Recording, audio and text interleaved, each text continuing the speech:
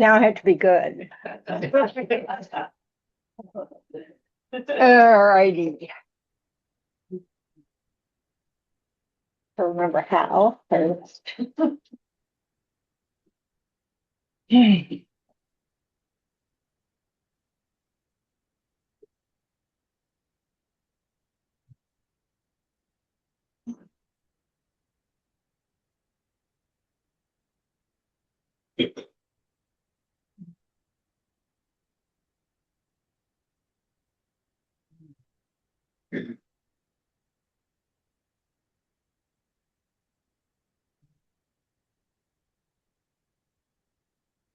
I had an interesting morning because I kept seeing different stories that had a very different impact. The first story I saw was about this illness that I can't pronounce the name at all, so forget that. But it's something about that affects people whose skin does not actually, it blisters. Mm-hmm. And I'd seen a program years ago about a family who took care of very special needs children in the sense that they had really rare diseases, and they were very hard to care for. They usually had trouble, people didn't just volunteer for it.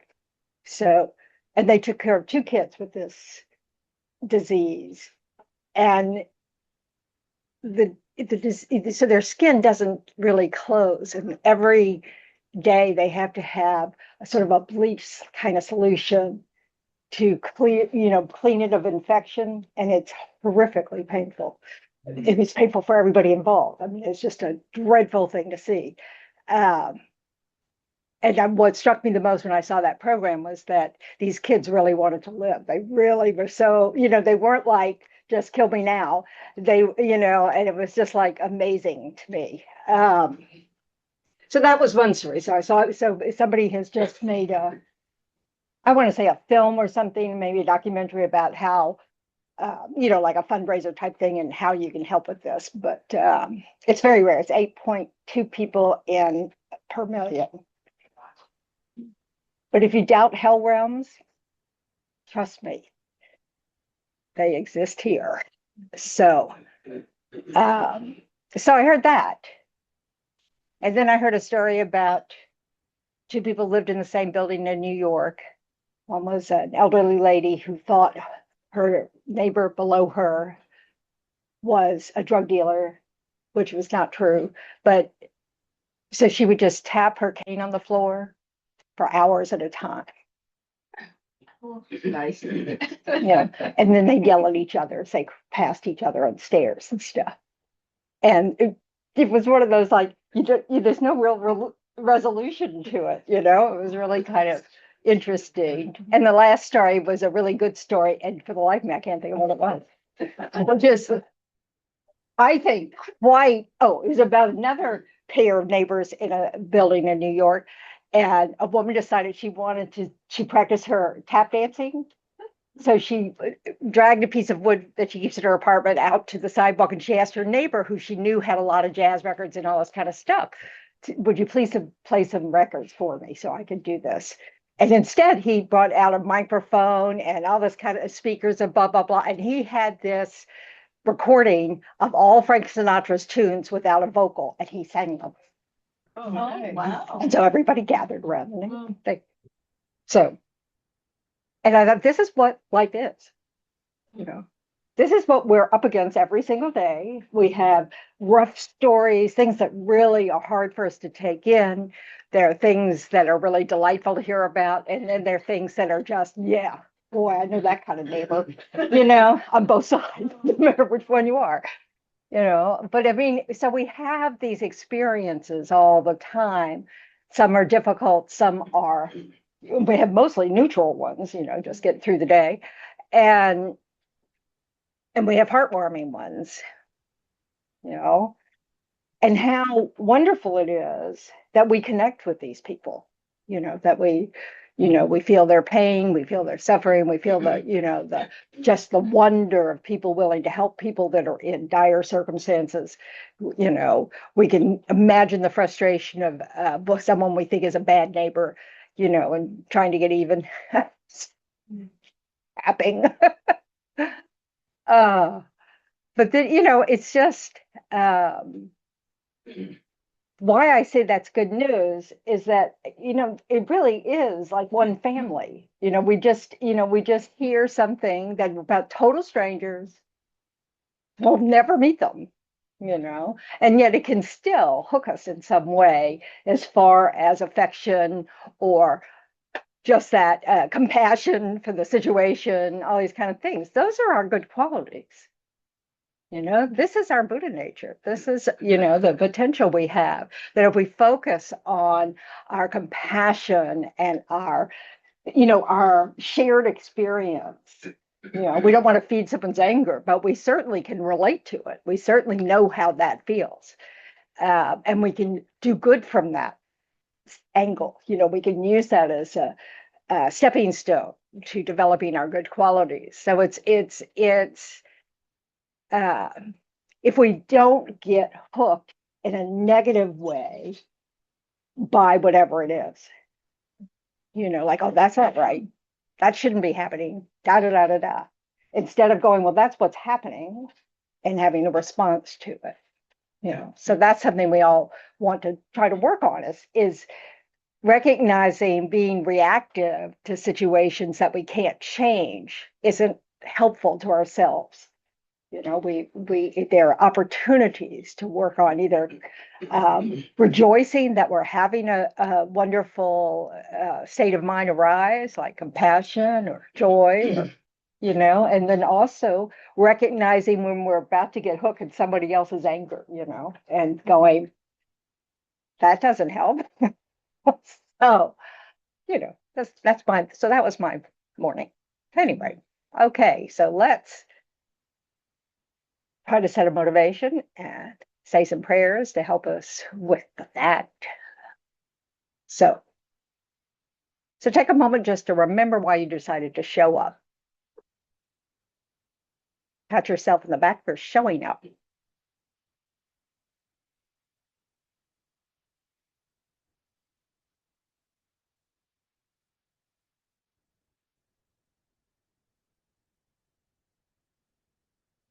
And just combine it with a wish that whatever positive energy you create will benefit your own mind, and it will ripple out to benefit those around you.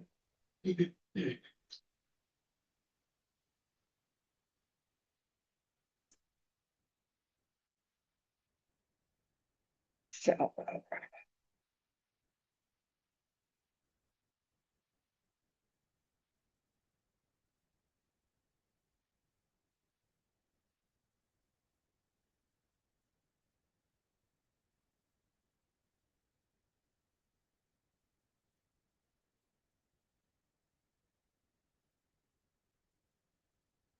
okay, let's recite the four measurables. It's on page 34 in the gold book, if you can't see the screen. May all sentient beings have happiness and the causes of happiness. May all sentient beings be free from suffering and the causes of suffering. May all sentient beings be inseparable from the happiness that is free from suffering. And may all sentient beings abide in equanimity, free from attachment for friends and hatred for enemies.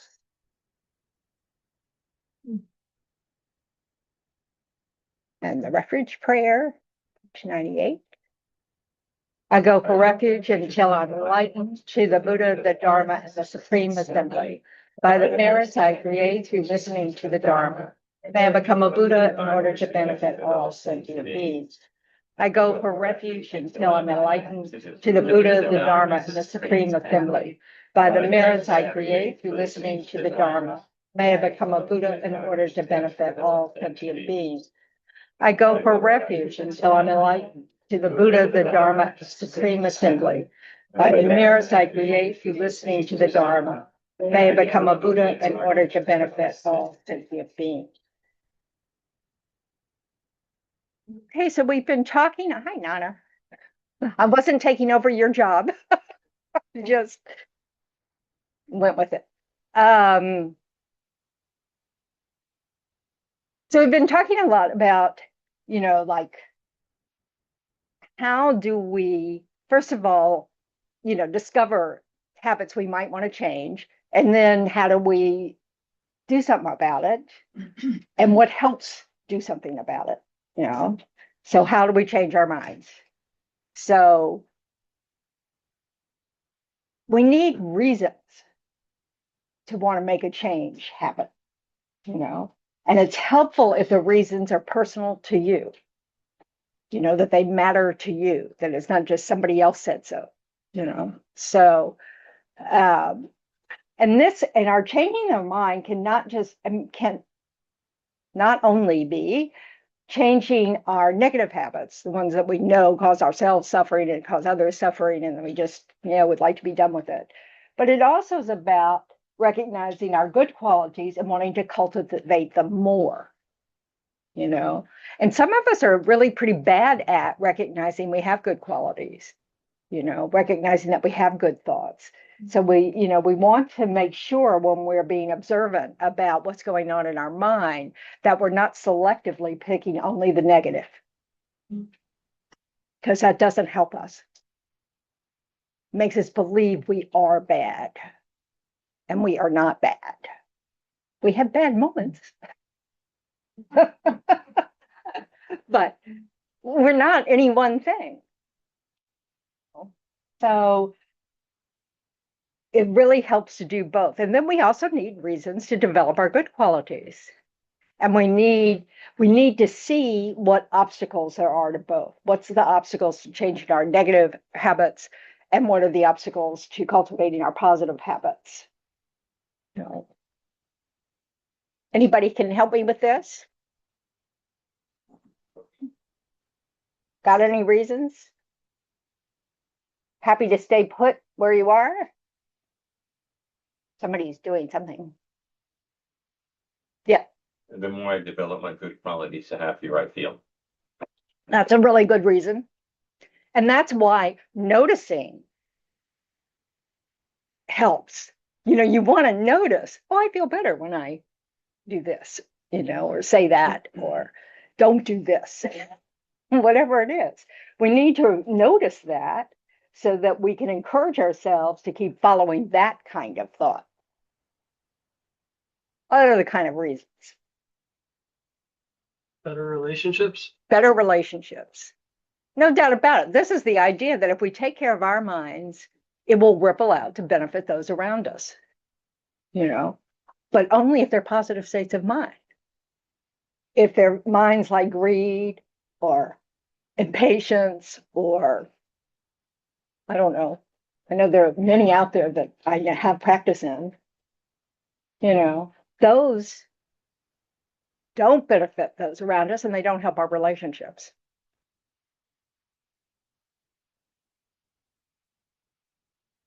What other reasons?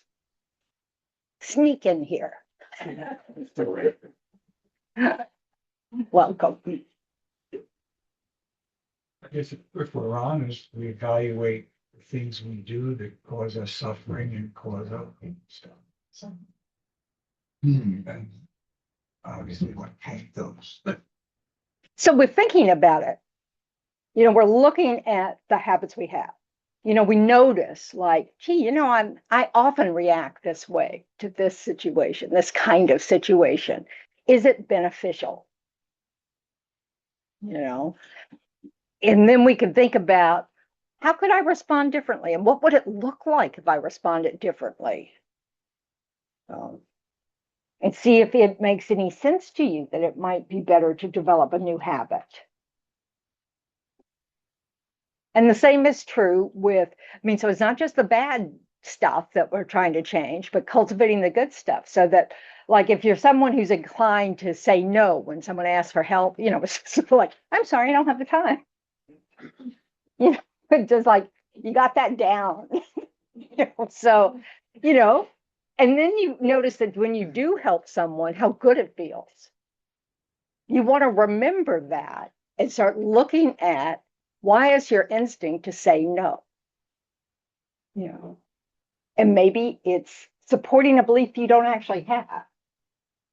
It's just something that in sometime in your life, perhaps it was necessary because you were too busy, you know, but maybe it, you know, signals that you have a fear of people depending on you, you know, or whatever. I mean, you want to uncover these things so that you can have a realistic look at whether or not they're true. You know, is there something to be afraid of people depending on you? What do you think about, you know, if you ever need to depend on someone and there's no one there?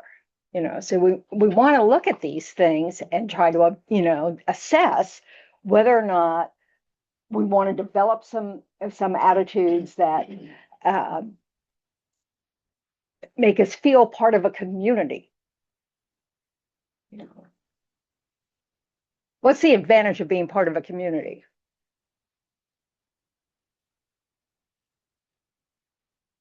Friendship. Friendship's certainly nice. Practicing the Dharma and bouncing things off one another. Yes. So, yeah. When I feel down, I often, you know, either read the Dharma or come to. It's amazing how well that works. It's amazing how often we delay it. Or like, oh, you know, maybe I should just pick up this Dharma book. I'll feel a little better. Yeah. You have the opportunity to help others. You have the opportunity others. If you don't interact with community, if you don't have others, you can't develop any of these qualities, you know. It's like you can't even practice your anger except when you watch the news or something, you know. So it's interesting. We need, and this is, the Buddha talks about this all the time, we need to rely on sentient beings for our happiness, you know, for our survival, you know, and we're interconnected and interdependent. And we need to understand that reality is we need each other. And so if we need each other, it's probably good if we develop strong relationships, or at least relationships that are conducive to that feeling of community.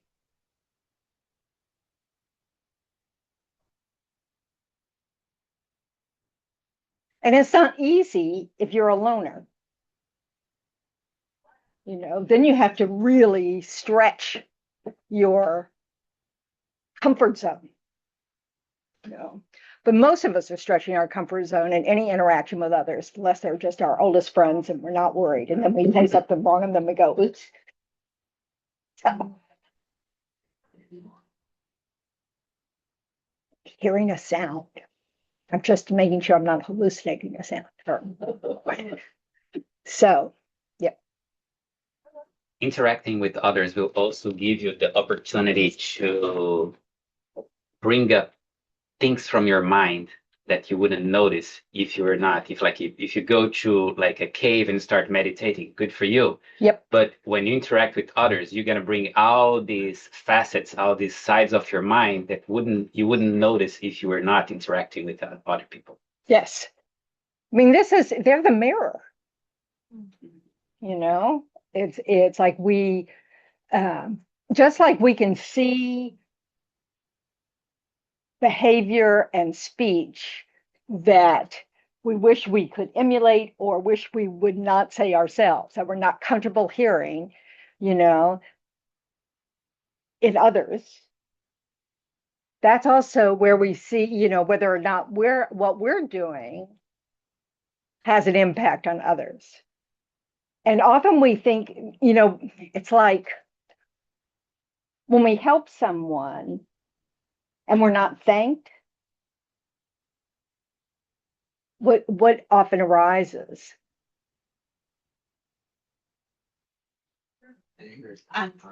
Anger, or just sort of like, well, I'm not going to help next time. You know, total, you know. So those are those things. Like if we see someone who every time you help them, they always say, you know, thank you very much or whatever, that can teach you to do the same thing, you know. And it's not just about self-interest, it's about this sense of harmony that we see each other and we're trying to be mindful of others' needs as well as our own, that it's not just all about me. So, and this takes a lot of observation. And when you're observing, what is it difficult to do? Not to judge. It's difficult to judge. It's difficult not to judge. It's difficult not to judge. So that's one of the habits we want to recognize. Oh, if I sit here and watch other people, what am I doing with that time? Oh, I'm coming up with reasons, to not like them. And then if you're a little paranoid of people talking about you, this might be the reason. Because that's what you're doing all the time. What gets in the way of being observant besides judging? Because judging is not observing. It's coming to conclusions about what you're seeing. Your thoughts. Huh? Observing Your ourselves. thoughts. The thoughts get in the way. It depends on the kind of thoughts. Yes. Are the stories we make up, like the about people, when we really don't have enough information to make up a story anyway, is certainly an obstacle. And we need to be able to reflect on the difference between observation and judgment and conclusions, because that's what we're doing when we're, oh, yeah, look at how she's dressed, that probably says blah, blah, blah. We're funny about that. We really like to know. I'm terrible about wanting to know the answer. And guess what happens when you really want to know the answer? If you can't find one, you make it up. You just make things fit, just to fill your comfort zone so you don't have that unknown. What's he doing here? Oh, blah, blah. I know if you look at me closely, I'm insane. So that's all right. So I hate to tell you that's going to happen to you. But this is the thing. So also, when you're really observing others, it's helpful to be quiet. If you're insert yourself to be, in every conversation, those kind of things, you can't observe. You're doing it. You're busy with whatever it is you're doing and, whatever you're saying, all that stuff. So we have to slow things down to be observant. So fortunately, the mind's very fast, so we don't have to, go into slow motion. But we do want to have those pauses between observing and then saying something so that we, are truly responding in some, way that's relevant to what's happening, and that isn't reflecting those judgments. And so we may need a pause in between, just sort of like, because what we could have instead of judgment is curiosity. And we can be curious about, why am I making that judgment? That's one of the things we can be curious about. So we can see, because I can be so ridiculous, and I'll be sitting there in my mind and I go, really? Do you think there's any truth to that? And it's helpful to be able to recognize that, But sometimes when we feel like we know, we feel safer. We feel protected in some way because we don't like the unknown. Some of you might not like the unknown. I know I'm one of those. So this is one of those ways in which we can.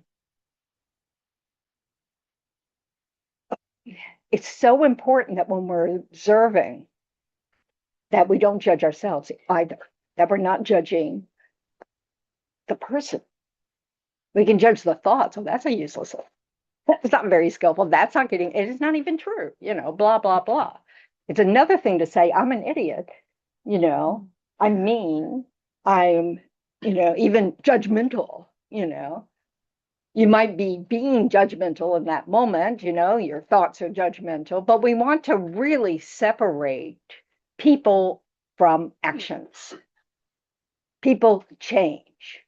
You can't change an action that's already happened. You have to live with it.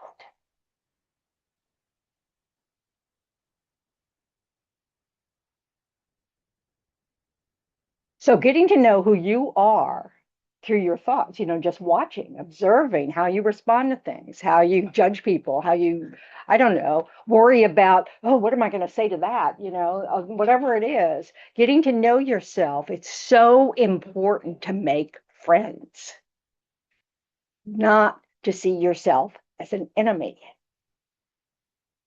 Oh, just, So that's interesting. I wonder where I developed that habit. And you won't be able to figure it out. I mean, you can blame someone, but it's probably not true. So it's just being able to look at yourself with honest, kind appraisal, and that's the skill we want to have when observing others. That we need that kind of open awareness that's not jumping to conclusions about ourselves or others, not assuming that, well, that's just the way I am. I can't do anything about it. Well, that's the way they always are, so they'll be that way this time. So we want to learn to be a little more open-ended instead of already got this figured out kind of thing. I'm making sense. So yeah. What are the techniques of keeping an open mind while you observe? Curiosity. Listening, really listening, not thinking about what you want to say or even what you think about what they said, but listening to what they said. Did you hear it right? Checking, did I hear you say blah, blah, blah? Because, I haven't heard that before, whatever. I mean, you want to make sure you're listening, so that we're responding to what they said, not their tone of voice, not their, we're just listening to what they're trying to communicate. Yes, granted, we communicate with our bodies and everything, but most of the time we can't read somebody else's body language. Unfortunately, we're reliant a lot on language until we know someone really well. So, a couple of people in the last couple of years use this phrase. So I think I hear what you're saying. Is this it? And at first I used to think it's silly, but it's so Helpful. really helpful. It really And I'm is. trying to incorporate that when I think I'm processed it, but then there's a little bit of doubt. Then I go back and I ask them. Yes, I think that's so important. It does a lot of different things. It helps the other person really know you were listening. It also helps when you realize you got distracted to say, I'm sorry, I didn't hear what you just said. And I'd really like to hear what you just said. Can you tell me again? It's easier the older we get. So since I've started quote on the path, and you think you're going down it, with what I just said, that last point you made, I find that my mind chatter is more there than it has been in the past. That's because you're looking. It's always there, but we're looking, and then we go, wow, and we haven't been listening. I mean, we're listening with our habitual reactions because we're following that habit of that mind, and we're speaking and doing with whatever energy it's pushing, but we're not really listening anymore because it's a habit. It's just a reflex, and we want to start listening and go, why, I'm not going to follow that. That's not helpful. I used to have a lot of guilt because I was really so, but I had to accept that my guilt was my permission to myself to not change. I'm just a terrible person. I'm such a bitch, whatever, blah, blah, blah, da, da, da, da, da. And then I had to kind of go, that's not helping. That's just an excuse to be lazy about changing. So we really need to see what kind of logic are we using? Are we using something that's not helping us? Are we using something that actually is supporting a habit we're really trying to give up? Does that make sense?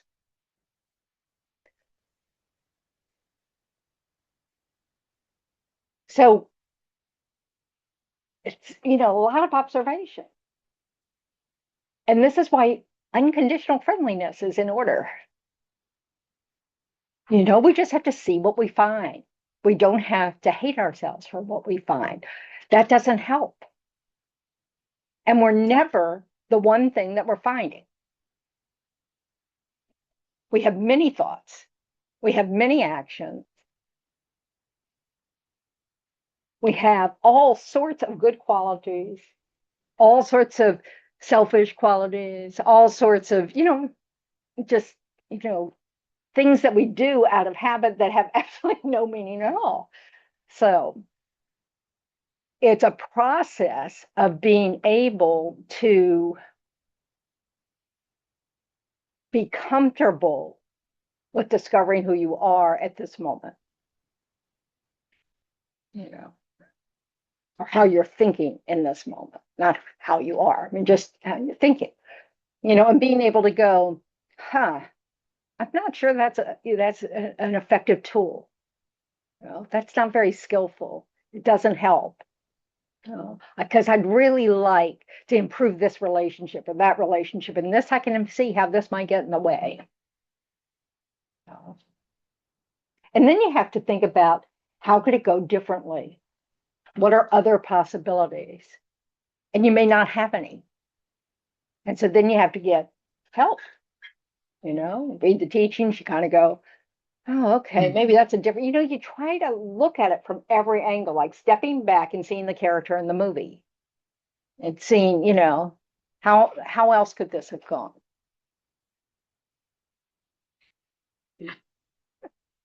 So I'm sorry for you.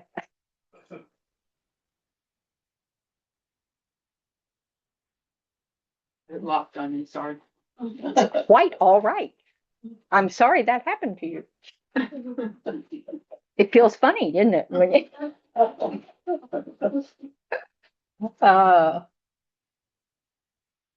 so this is why observing and thinking about it, contemplating whatever we observe is so helpful, because then we can kind of tease out, and then we'll have a similar experience, and we'll be looking at it in a slightly different angle because we've been thinking about it, and we'll discover something new.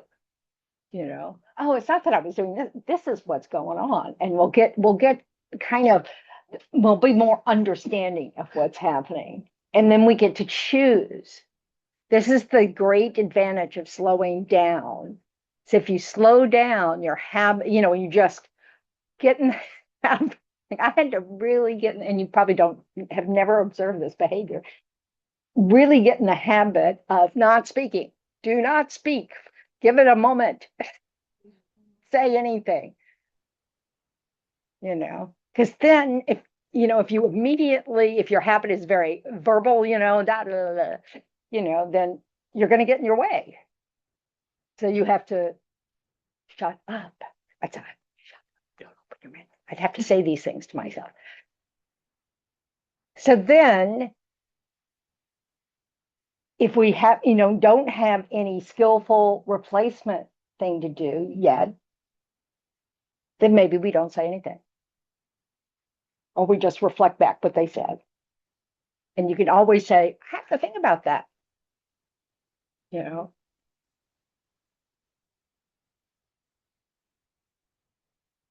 So listening to ourselves, listening to others, observing our manner of speech, observing others' manner of speech, we can learn a lot. Noticing people's response to the way we speak or walk or whatever. If people have sort of a startled look, or like like I've just been slapped in the face look, your speech is probably not being very skillful. We want to notice these things. When we react strongly to others, we really want to check up, am I reacting due to some sort of habit energy because they used a certain word or a certain tone or a certain whatever, and it just triggers me. It's a button. Because we can't expect others to not push our buttons. They don't know what they are, first of all. They'll never see them from the same angle you see them. They're your buttons. So we need to be aware of what are our triggers, and then be aware that sometimes the condition they're reacting to isn't a match. Yeah. Just kind of go along the same lines of what we were talking about in class, how you tend to learn the most from people who always want or need something from you. We only learn we only can cultivate our good qualities because people need things from us. Patience is a response to someone's need. Generosity is a response to someone's need. Compassion is a response to someone's need. Love is a response to someone's need. These are all, we can only really cultivate qualities, that we like about ourselves when there are others to do them for. Because sometimes we feel like, I wish no one would need anything from me today. Please don't call me. You are never going to find happiness that way. We need rest, absolutely, but it's just, it's this, we're framing it in a way that we don't see what benefit there is to us. We benefit from people needing us. And the Buddha said cherishing others is the way to have everlasting happiness. Well, if there are no others, you're missing a big part of the puzzle. So it's just this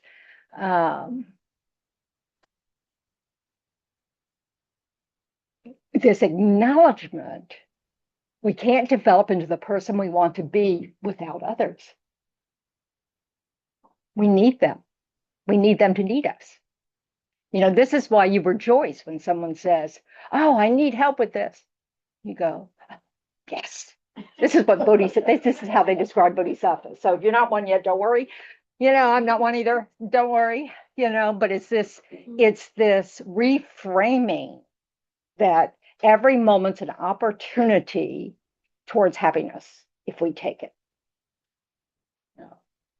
And that takes a lot of observation, listening, reflecting, because not giving something, some blah, blah, blah.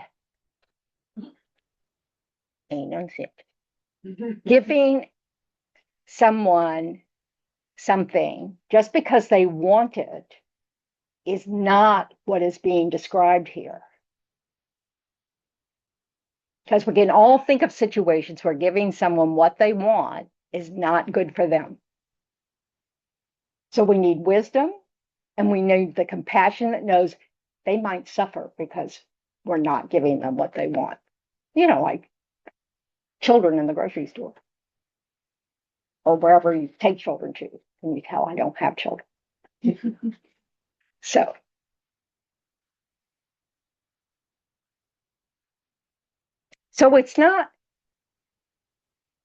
there's not a simple answer to any question. It's really developing our inner wisdom, our inner confidence, our inner good qualities to the point that when we listen and we observe and we reflect, we can come up with a response given the condition.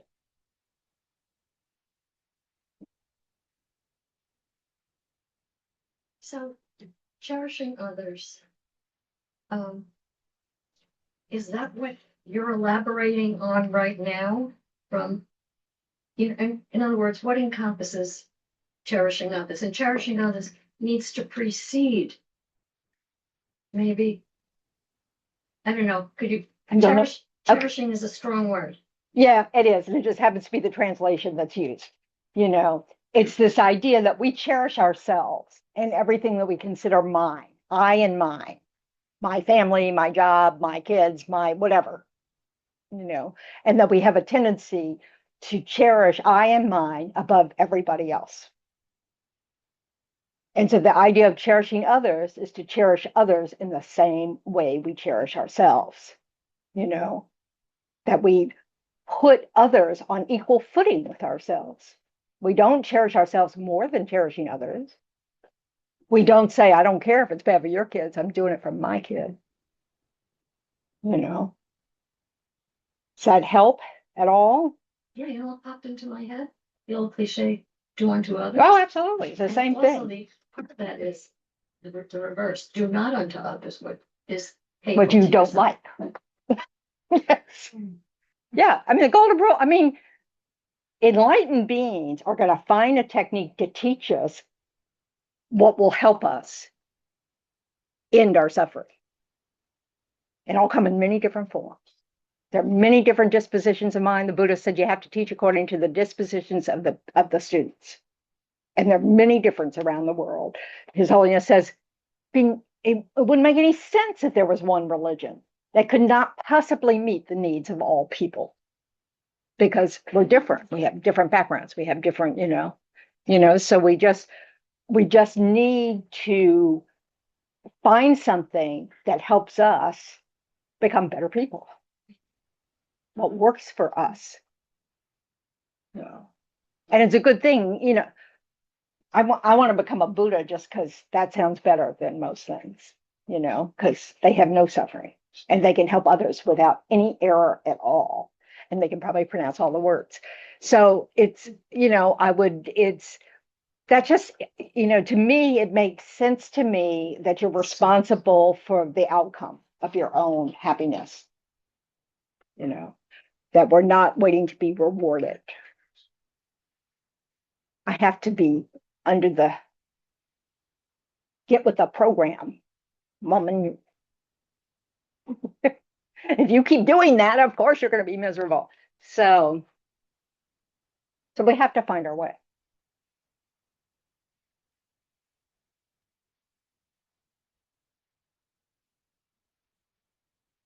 So cherishing others. Like sometimes it's described that our biggest impediment, other than ignorance, to happiness is our self-cherishing. And what that means is an exaggerated view of the importance of ourselves in the whole scheme of things. It's that, cherishing ourselves, we have to have self-care. We have to, we must have self-care. We have to take care of this precious human body, But if we want to have the complete picture, where you have not just all your stuff protected, all that you've taken care of you and your family, but you want to have friends, you want to have, you want to be part of a community, you must be paying attention to others. You must put their needs above yours, because that's how we survive. Is understanding we are interdependent, interconnected, that cause and effect are in operation all the time. And according to the Buddha, if we're always yelling at people and being nasty or impatient or blah, blah, blah, we're going to meet that same condition again and again and again. People will be impatient with us. They'll be yelling at us. We'll be because we're creating the cause for it all the time. So it's in your own best self-interest to cherish others. It's the only way to develop your good qualities. Because you think about the person who is generous in order to get elected, goes around to all the, whatever. I pick on politicians. I apologize if there are any politicians in the room. So now you could be generous. You have those, I don't know, in North Carolina, it was pig pickings. You have a big party, you invite all the whole community, da da da, you're friendly, you kiss all the babies, or except after COVID, nobody kisses anybody. But anyway, now one person could be doing that, and their sole motivation really is they want to be elected because they like power. They want to be in charge. Okay. Now, being generous will still have the effects of being generous. You'll have resources. But if you're doing it for the motivation that you really feel like you are the best person for this job and you will really take care of the needs of your constituents, you still need to get elected, right? So, but you want to get elected in an ethical, fruitful fashion. So it's not that we can judge a particular action as one way or another. We'd have to read their mind. We'd have to really know what their motivation is. You know, we can guess, but if we want to really know, we'd have to be able to read their minds. So that's just to say that I don't, you know, like we don't want to feed that, that habit of judging others, going, oh, yeah, I know what they're doing. Da da da da da da da. That's not the point. The point is that we want to choose motivations, make intentions for what we're doing with a motivation that takes into account how interconnected, interdependent we are, and that we're all one part of one huge family of sentient beings. You know, so it matters how we treat each other. It matters how we take care of where each other lives. I mean, it matters. We will benefit as much as anybody else benefits from us. And we might not know that unless we start observing how we feel after we help others. You know, and then when we recognize the only reason I'm not feeling great is because they didn't thank me right away. Or they may not thank you at all, you know. This is why it has to come from us. We have to be, you know, I'm doing it because I know it's the right thing to do. It's something I want to do. It's the right thing to do. I don't have to get any kind of reward or acknowledgement or anything. And if that's what you need to get, then you want to really look at what you're truly asking for when you're helping others. You know how some people buy friendship? They appear to do that. You know. Yeah. What's your suggestion when others come to you because they want your help, but you know you don't want to get involved because they're going to be very difficult to help, meaning they're... Then you can look at it in many ways. You could go, this is an opportunity for me to work on that attitude. You know, the Buddha goes through who should you give to. It's this long list. And finally you realize it's everybody who asks. You know, just anybody who asks. Yeah, it's really humbling. You know, you're going, there's no excuses here, is there? You know.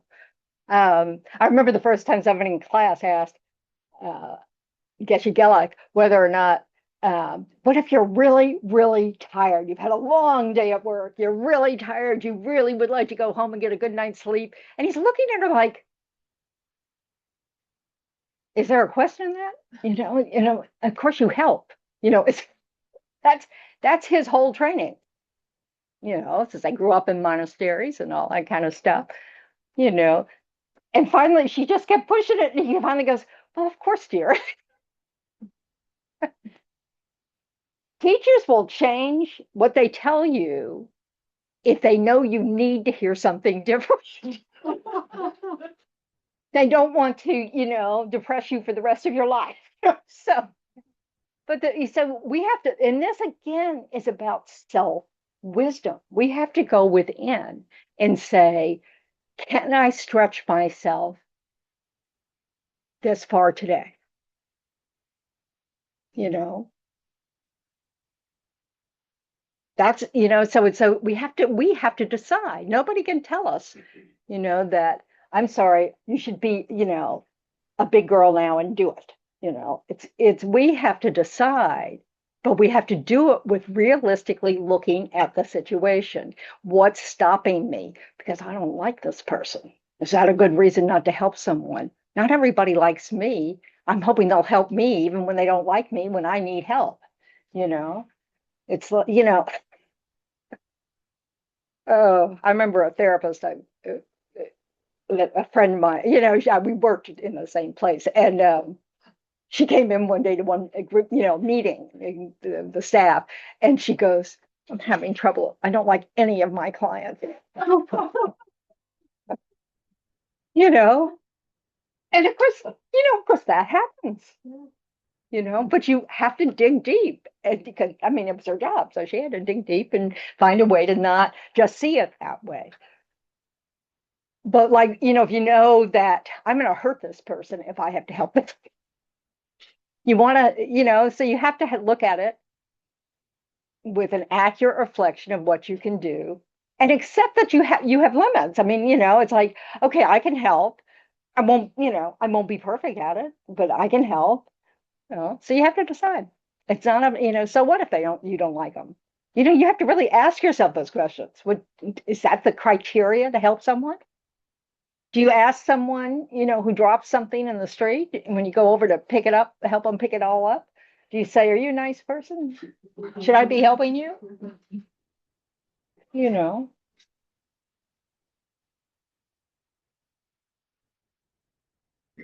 So this is a moment of self-disclosure about kind of wanting acknowledgement. I'll describe. So, you're leaving a building and you have the door and someone takes. Well, this was at the library yesterday, and someone was coming, and I'd say they were like the distance of maybe that gentleman. yeah. And so I held the door for them and tried to make eye contact. And the person just walked through the door, at which point I said, you're welcome. Yeah. Now, Little snarky, aren't you? I reflected on that Yeah. all day yesterday and here. And it's a really that little moment in time. So a couple of things are going on. I'm noticing in our world that people don't see each other. Now you're judging others. Well, or What's the point of that? no. It's Oh, no. I'm sorry, but yes. okay. I'm looking at it more a current in our world. What is the point of that? The world's always a mess. It's samsara. It's always a mess. You don't like to be invisible. That's what you have to work on within you. And you have to decide, does it really matter if I'm invisible to someone who I open the door to? What does that say about me? I count. You need to have that inner wisdom knowing you count regardless of whether other people see you as invisible. This is that we need to work on our own inner confidence, our own inner sense of worth. Because if we keep looking to others to create that for us, we'll be going like this, up and down, depending on how people respond to us. And it doesn't tell us anything that's true. Only we know what we're thinking about, what our intention is, what our motivation is, all that kind of stuff. So it's up to us to carefully observe, get to know ourselves, be able to be the ones. And our worth has absolutely nothing to do with someone's opinion. Our worth just is. We exist. We are part of this huge community of living beings. According to the Buddha, our consciousness never ceases, so we'll be here again and again and again until we become enlightened, and then we get to choose where we go. That it's this,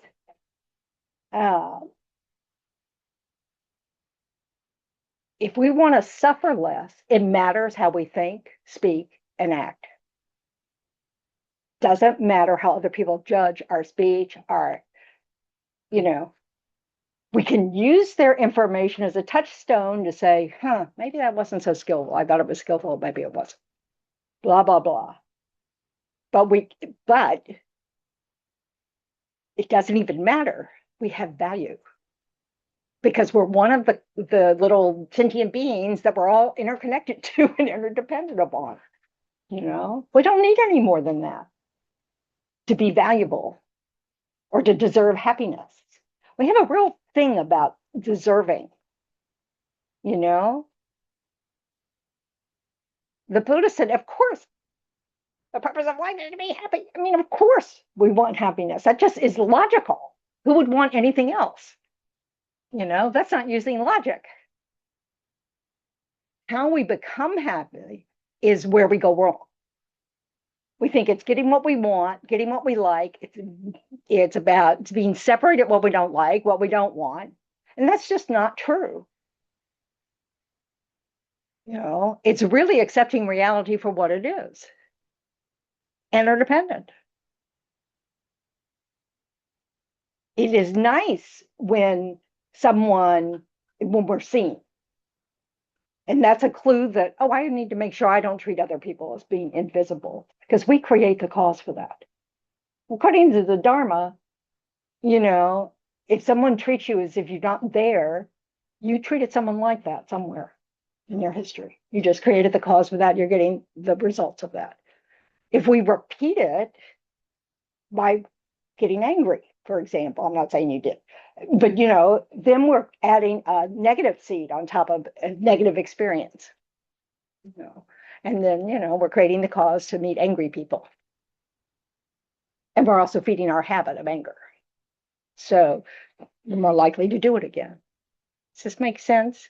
You don't have to, but this is just cause and effect. And so we need to understand that if someone else treats us in a certain way, we can just let that go and not think it has any impact on our value.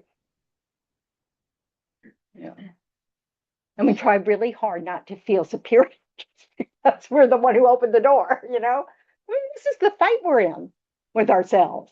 We're just, it's like, because we haven't developed that inner wisdom, inner confidence in our self-worth, we're constantly picking things out of the events of the day, moments, and trying to decide, oh yeah, you see, I am worth it, or they're really jerks or whatever. We're just, and so we're on this roller coaster that's based on whether we like something or don't like something. And that's not an effective strategy, because we're going to meet all of it every day.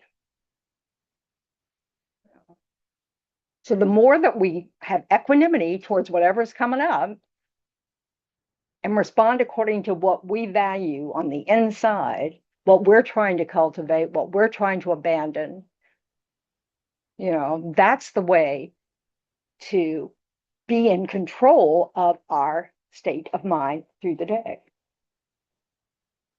And of course, it takes effort and observation and unconditional friendliness towards yourself. Because if we judge everything we do, if our success is dependent on outcomes, good luck with that. Other people don't cooperate with our outcomes. Nobody's got a paw in the wings, but you will know. And that matters. Having that self-respect, having that integrity, having that feeling that I'm living my life according to what I find valuable. We don't have to have pride about it. Doing it is its reward. And then we have to observe that we feel better when we do that. We have less regret when we go to sleep at night.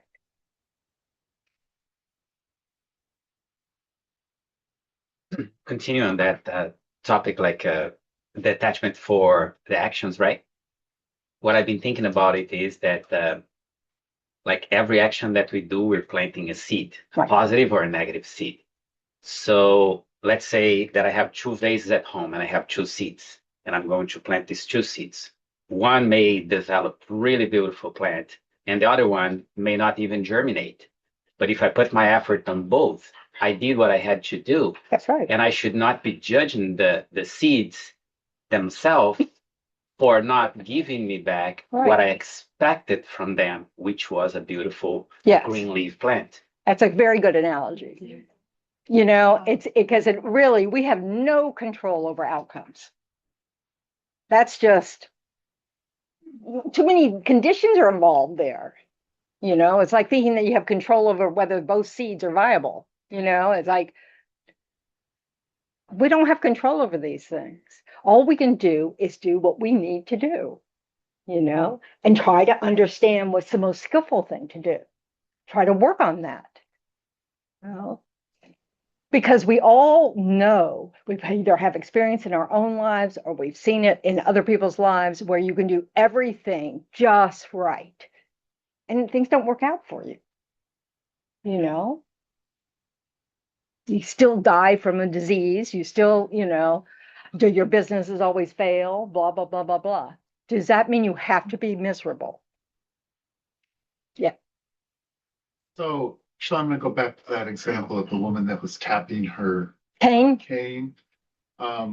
Let's say you're the neighbor downstairs and you're a Dharma practitioner, and you just know that there is no resolution to this. And yet, at the same time, you're causing bad karma because there's conflict all the time. Mm-mm. Well, removing yourself from the situation. No, you're not causing bad karma if all you do is accept that the tapping is there. Okay, but what if you choose to remove yourself from the That's situation? fine too. But getting angry is planting your own negative Mhm. seeds. And you've already done that because you're getting the result already with Yeah, and if it keeps happening, if you choose. Well, I mean, you may not be able to change that at all. Change, there isn't instant karma. You change your behavior doesn't mean all of a sudden your neighbors are going to treat you right. That's not how it works.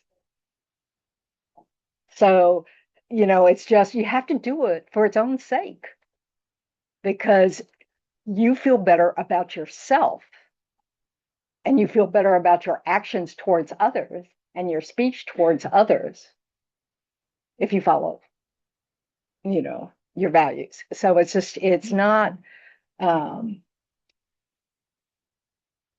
we see people who seem to get that, they don't blame others. I would have had a great day if only blah, blah, blah hadn't shown up,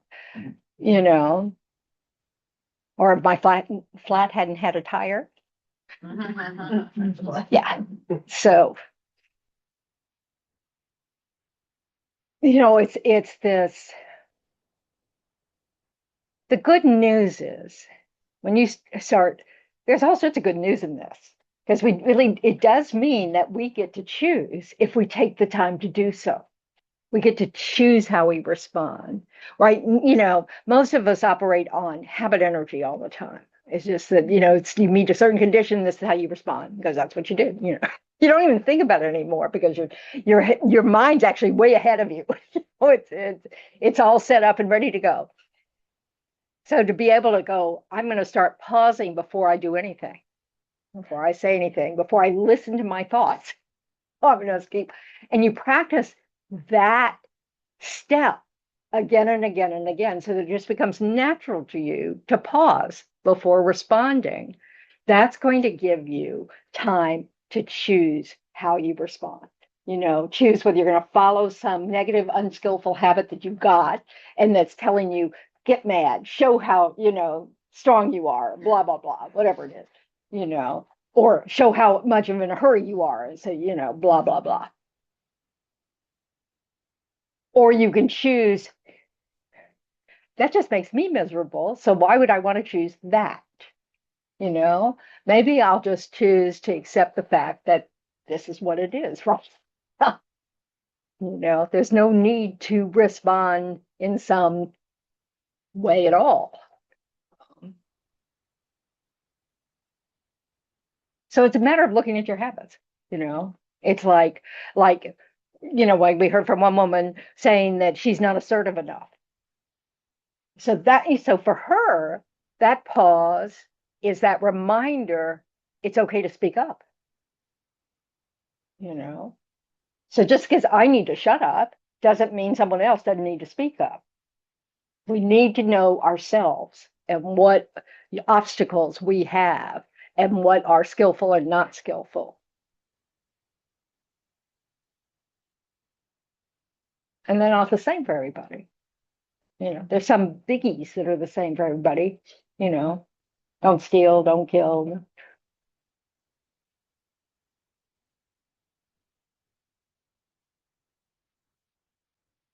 How y'all doing at home?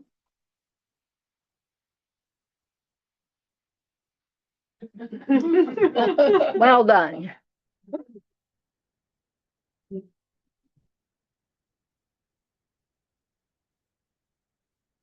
That's good. Yeah. Coming back to judgment and help, it's like a thin line when you're talking about kids. Yes. Let's say when you see, let's say my daughter, for example, I truthfully think that that will help her. Yeah. But again, I'm judging, right? Because I don't know, I'm not wise enough to understand the whole outcome of Right. this. And she doesn't take what I tell her to take, right? So how, like, what do we do there?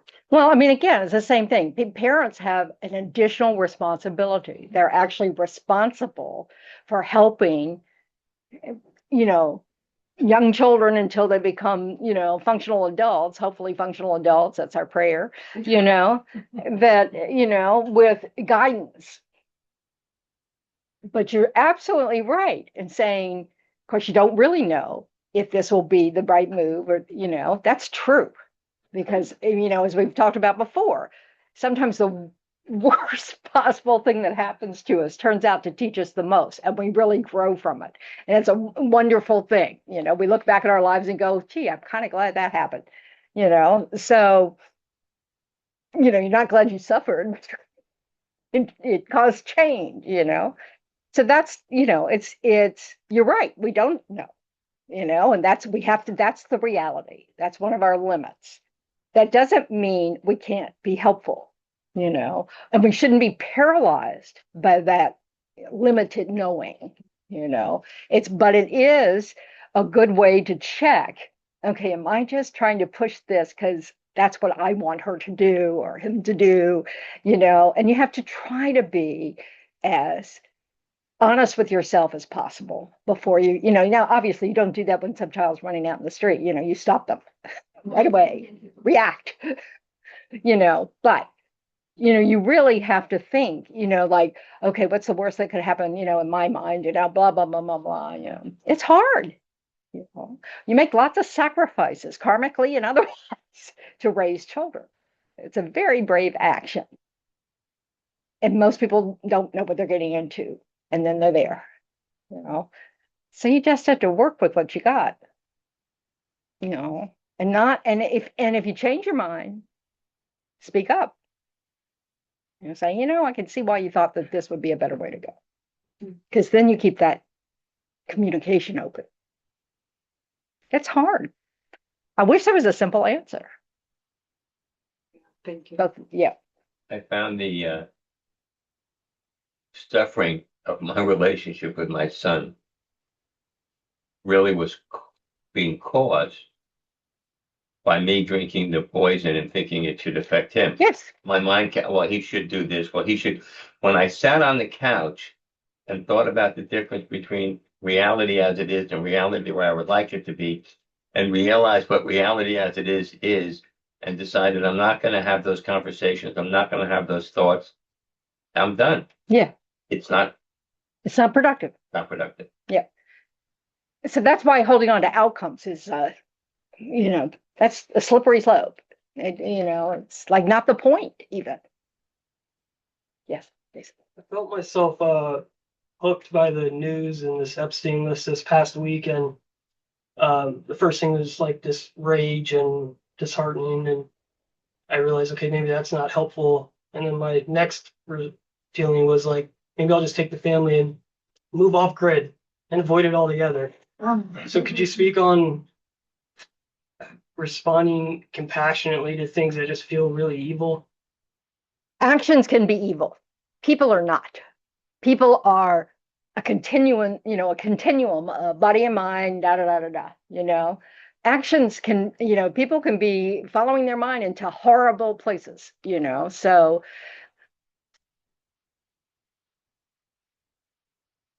it's good to recognize that rage doesn't go very far in terms of helping.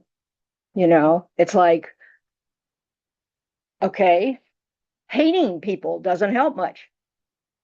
It really doesn't help at all.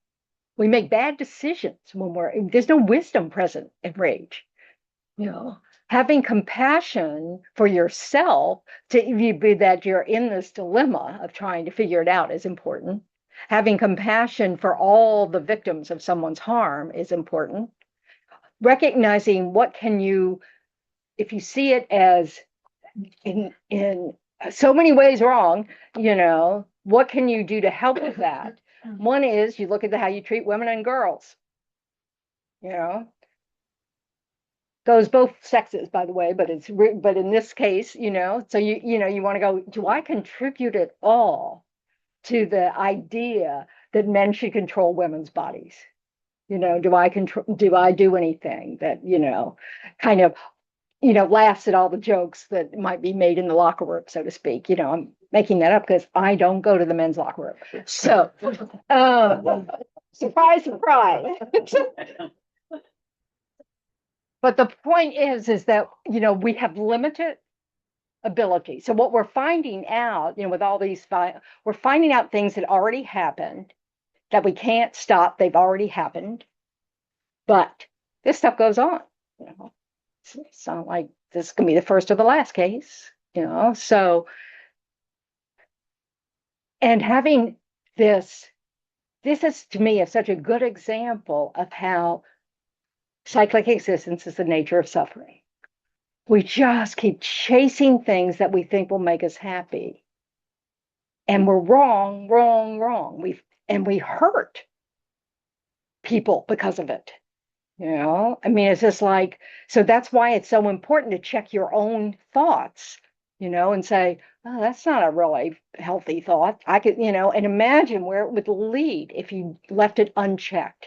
Like if you left your rage unchecked, what would that end up in the next lifetime, say, rage unchecked becomes hatred in some future life, that hatred can lead to total indifference. And then you're slaughtering an entire civilization. So, literally, this is how our minds are. We're training our minds for the future. So we want to train it with things that are skillful. So we don't worry about the fact that we got enraged. That's happened, right? It arises. Okay. But looking at, does that have any wisdom there? What can I do? Hiding away from it. My father would not let us watch the news. I don't know how old we were when we were able to watch news, maybe high school. I don't know. And that was probably kind of him. So what can I say? So there's no one right answer, but I do know that it's not healthy for us to feel like we have to read every detail of everything because we can't do anything about it. We don't need more details to know how horrible it is.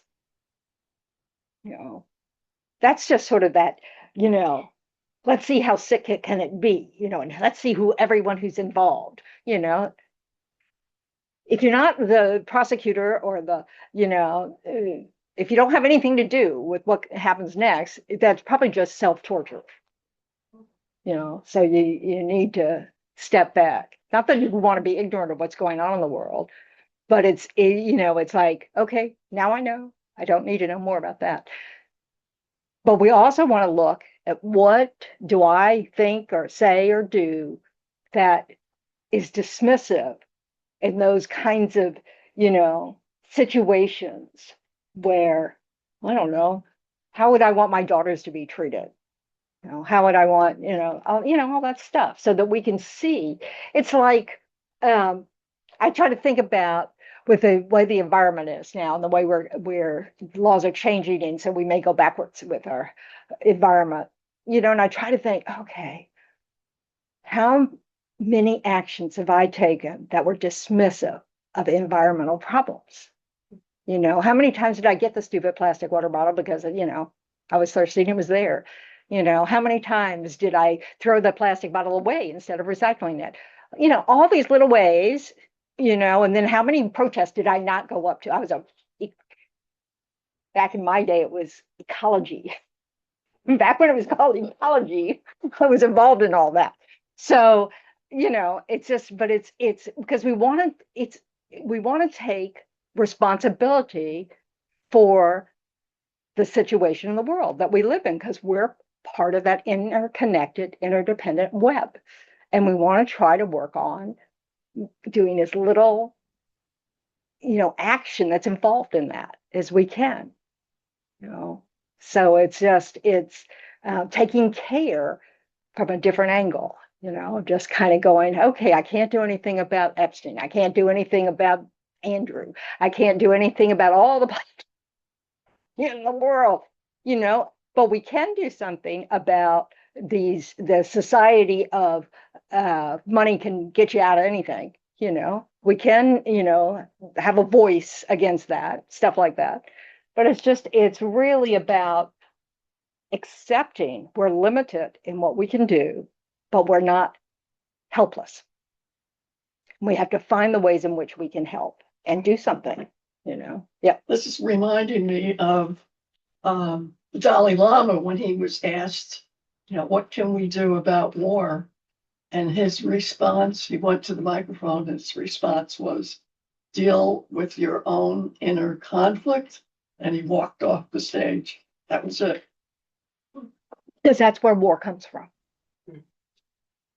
And if we create the cause to be a person in power in the future, we want to make sure we've taken care of that.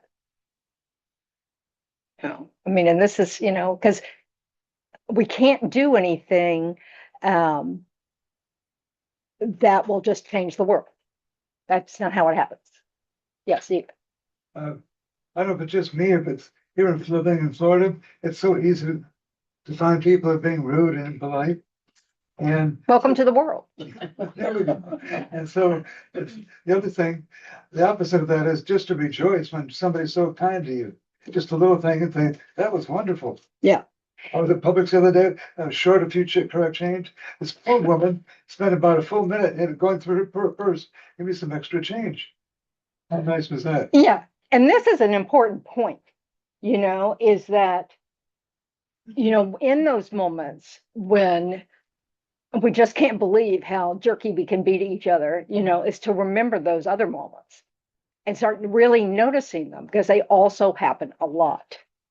And it may not be happening directly to you, but if you just look, you'll see it happen around you. People are helping others, in little ways, big ways. It's really rather cool. And celebrate that. Because this is who it's a pollution that makes us not act that way. It's a pollution of our minds. It's our misunderstanding of how we exist, what we can expect out of others, all these kinds of things that twist ourselves into, it's just in accepting that we can't control outcomes. If you only want to help clean up the planet as long as you know it will work, if you only want to work on your mind to be serene, only if you know that will end war, not going to happen. All you can learn is that it makes it less likely that you'll start one. And that's important. These are just people up there making these decisions. These are not, they're ordinary people who get in positions of power and make decisions. They're not some sort of different species. And if we're ever one of those people, and according to the Buddhists, we've been everywhere, we want to have worked on our minds to be able to have wisdom and loving kindness be the director of our actions. Not greed, not power, not indifference. Yep. More sorry. Can you talk about volunteering help without being asked? Volunteering help without being asked. It just depends. And So it's very very judgment, no? Because you think. Yeah, you don't want to tie yourself up in knots like that. That's overthinking it. If you see someone that looks, that you can ask, would you like some help? Can I help? Can I be of help? And they might say, no, thank you. No, they may just say, no, get out of my face. But just a silly example, but just crossed my mind. You see somebody on the street, extremely overweight and unhealthy. Yeah. You think. Yeah. And you just want to offer help. But it's In what way can you be of help? well, that's what I do professionally. Yeah, but if they don't come to you, how successful is it? That's the thing. We have to accept that people have to have agency. They have to choose whether they want to do something differently before they have much success, you know? So yes, walking up to someone off the street, I'd be personally very offended. Exactly. Yeah, and I'm And one who of are those you to overweight like, people out of who am I shape. to decide Yes. whether this person is overweight or not? And whether you can help them or not. And even not me, but saying, let's, you would benefit from reading that book. Oh yeah, yeah, You yeah. know, that yeah, type yeah. of. That's unasked for advice. Don't recommend it. And I wouldn't even recommend. We need to really reflect on that urge to do it. What's that about? But then again, you're not taking actions. I know. But you want to, it doesn't matter. You want to look at your mind and why your mind goes there. And it may be because, oh, this is what I do. I think I could probably be of help if she was ready for it or he was ready for it. So we have to, this is why it depends, is really the only way you can go. But you have to go within and recognize you have limitations. You may not be the right person for this person, So, and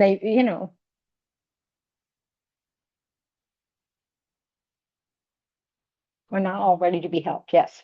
I'll kind of add to that because I've struggled with that in the past. And maybe this is something now that I'm hearing through the talk, is it inner reflection?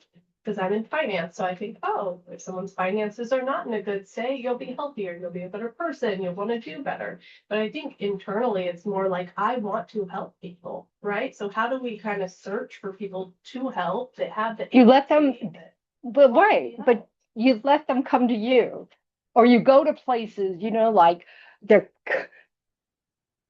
there's untold volunteer opportunities to go to places and help people with their finances, with help people with their weight, with help people with all sorts of things. Look for them.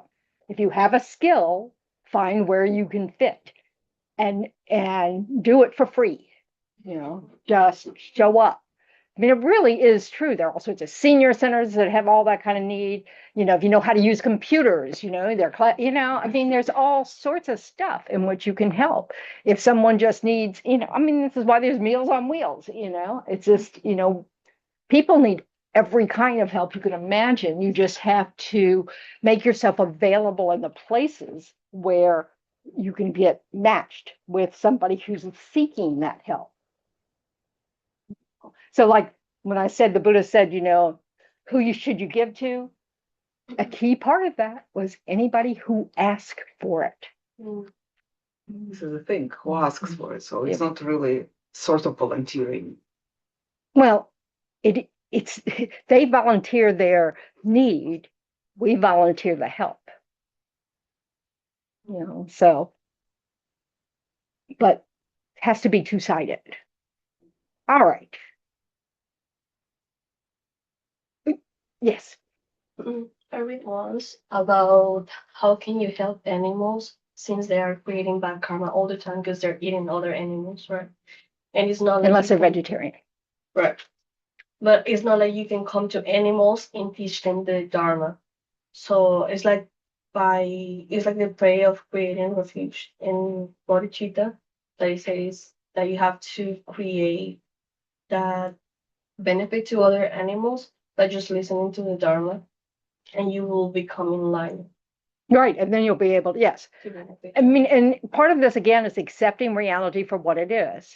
So we've all been animals many times over, according to the Buddha, so, and we're fortunate to live in a place that a lot of animals are treated well. They're pets, they're loved pets and stuff like that. So that's wonderful. That's good karma for the animals that were born into those kinds of homes.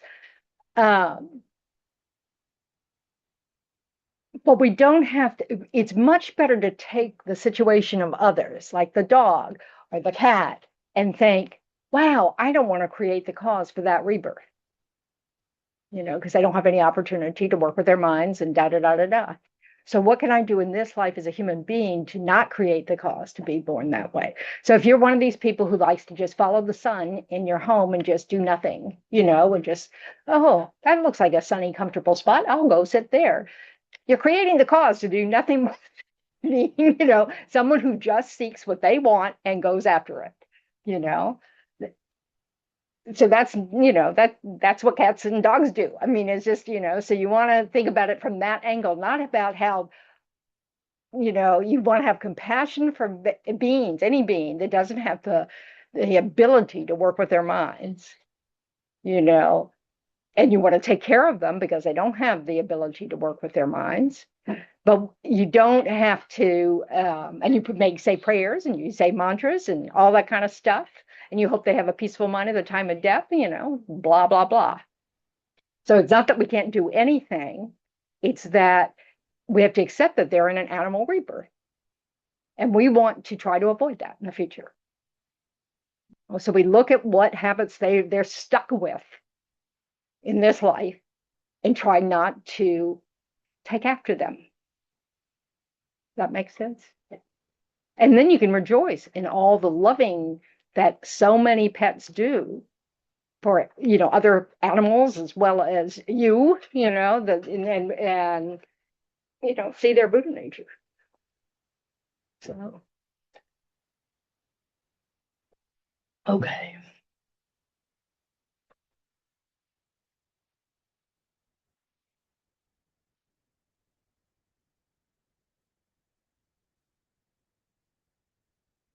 okay. This is our time to rejoice that we've spent this time working on our minds, or at least, considering it, or at least arguing in our minds and whatever we're doing, but we're trying, we showed up, we participated, and most of the world is not doing this.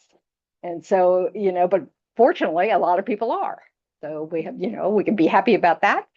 And then we want to be generous with whatever positive results that we've created the cause for and wish that they ripen for someone else. So think about your motivation at the beginning, and really think, okay. Dedicating helps protect our positive actions from being destroyed by anger. Can't really explain that very well. Everything that we dedicate to the benefit of others creates even more merit, which creates more positive energy, which creates all sorts of good opportunities. So this is all yay. Okay. So, all right.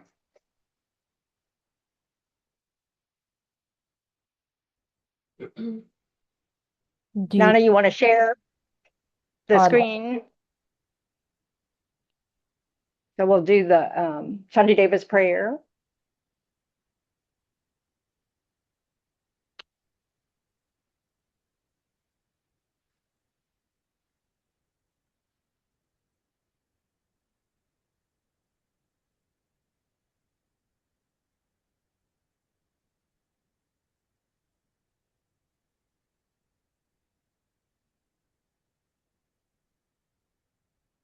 Is it allowing you to? It looks like it will. Give me just one moment. Sure.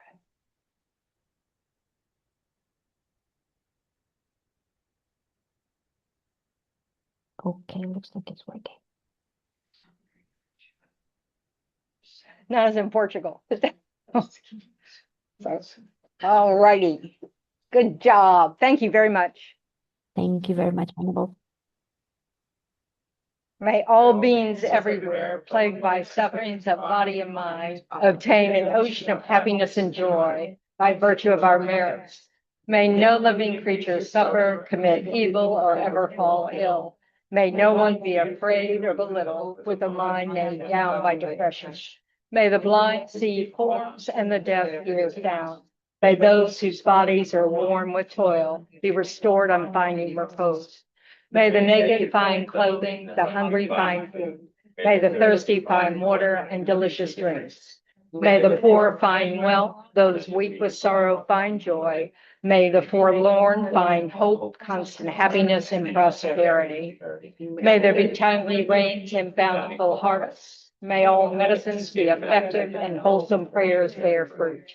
May all who are sick and ill quickly be freed from their ailments. Whatever diseases there are in the world, may they never occur again. May the frightened cease to be afraid, and those bound be free. May the powerless find power, and may people think of benefiting each other. For as long as space remains, for as long as sentient beings remain, until then may I too remain to dispel the miseries of the world. And the long life prayer for His Holiness. And before I forget this, so I teach tomorrow night, right? Monday. On just a big overview of the path. And then Wednesday nights, we're having the last class of Mind and Its Potential, it's Discovering Buddhism class. But on Saturday, we're having a practice day from 10 to 4. Bring your own lunch. But it's just different meditations on the mind. So anybody's welcome. People who are taking the class are expected. So anyway, but I'll be here. So, okay. Holiness, and the land encircled by snow mountains, you are the source of all happiness and good, all powerful Shinrei Tenzin Gyatso. Please remain until Sara ends. And then for the swift return of Lama Zopa Rinpoche.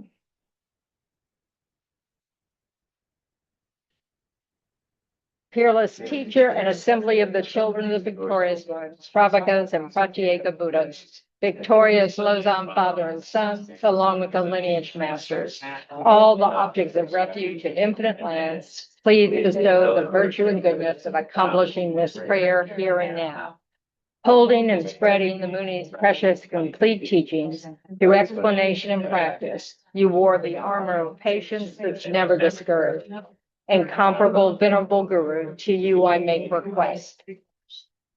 While striving single-pointedly for the sake of the victorious one's teachings, the sole gateway through which all benefit and happiness emerge, and from other living beings, you suddenly departed to peace. What a great loss. Nevertheless, through the undeceiving truth of the blessing to the ocean of the three jewels, and the great ways that you teach us as the children of the victorious ones, may the smile of a reincarnation swiftly be in glory proportionate to that. Thank you, Nana. Thank you, everyone. Thank you. Thank you. Venerable Tendron. So, have a meaningful week. Remember unconditional friendliness. But still look, listen, observe, and reflect. So, anyway, see you soon. Thank you. Thank you, Tendron.